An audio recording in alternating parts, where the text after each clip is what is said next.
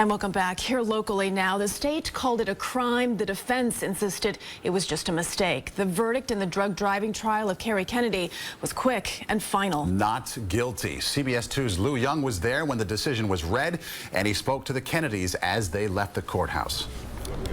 Ethel Kennedy rose from her wheelchair for the occasion, a triumphant walk from the Westchester County Courthouse at the side of her daughter, Kerry Kennedy, and her legal team. I'm just very, very, very grateful that justice was done. A not guilty verdict in the 2012 DUI case returned after roughly 30 minutes of deliberation. The trial was about the effects of a popular sleep aid, Zolpidem, the generic form of Ambien, Kennedy took by mistake the morning of July 13th. The state insists Kennedy must have felt the effects coming on and should have pulled over, but expert testimony in the case characterized the popular sleep aid as a hypnotic, a drug that makes you oblivious at the height of its effect. You've got to wonder why an ill-advised prosecution like this was brought.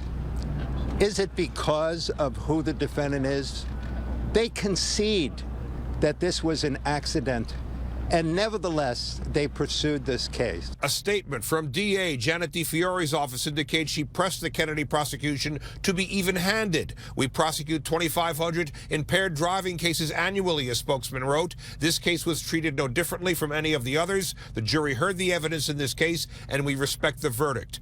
But at what cost? The Kennedy defense spent more on this DUI case than some defendants accused of murder. And I really did have great lawyers, and most people don't have access to that, and we need to take a hard look at our criminal justice system in the United States to make sure that it really is just. If nothing else, the trial underlines the pitfalls of Ambien and its generic form, a medication meant to be taken just before sleep that experts say is unpredictable and difficult to detect when taken by accident.